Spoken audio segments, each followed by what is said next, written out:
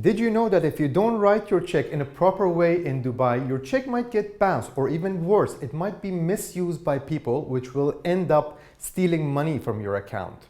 My name is Arash. I'm a lawyer in Dubai, and in this video I will guide you through how to write your check in the best possible way. This video is highly important for people who are issuing checks for their kids' school, landlords, or they exchange checks in their businesses.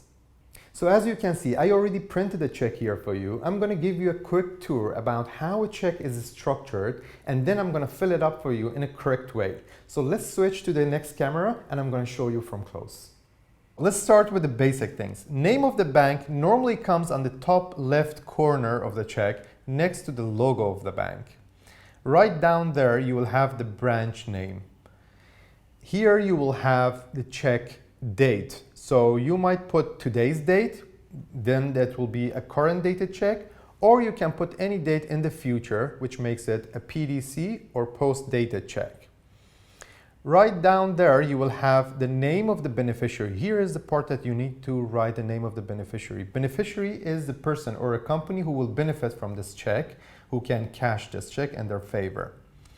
Right down there you will have the check amount. Here you will write the check amount in numbers, and here you will repeat it, but this time in words. Right down here you're gonna sign your check. If it's a company check, then you need to stamp it as well, but if it's individual, you will just put your signature here.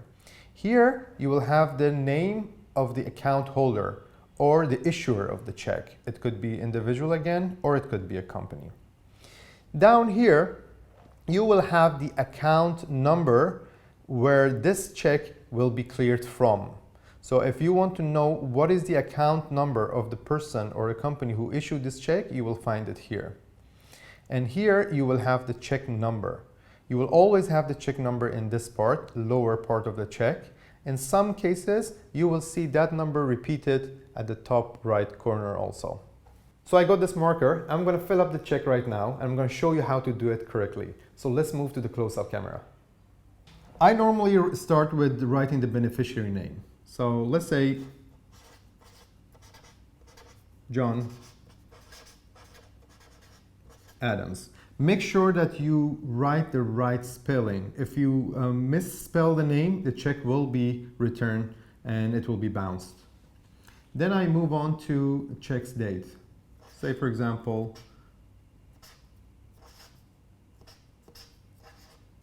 here we go. This is the check date.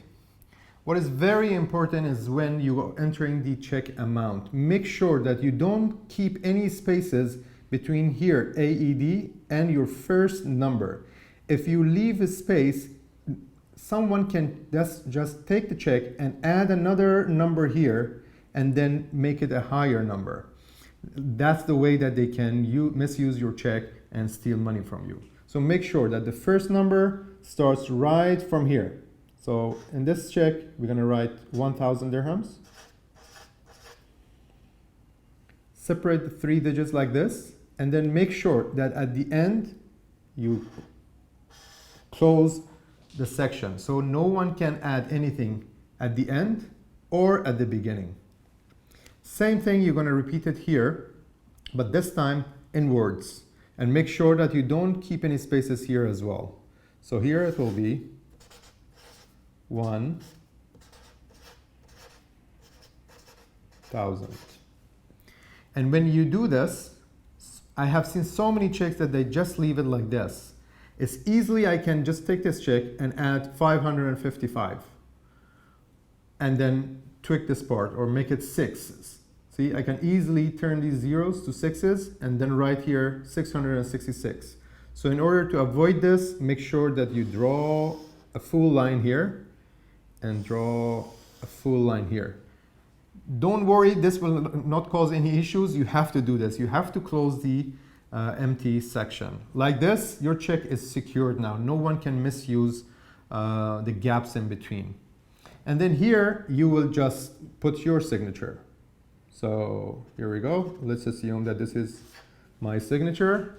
And like this, you have wrote all the necessary information on the check. Lastly, but this is very, very important, make sure that when you issue a check, you cross your check. Crossing the check is something like this, that you put 2 lines here.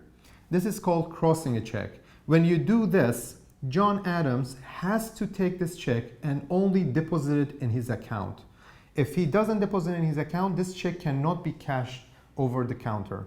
So just to make sure that this person will leave enough trace and proof for you to prove that you have actually give this check and they have cashed it, put this lines over here, so they will be forced to use it and put it in their account.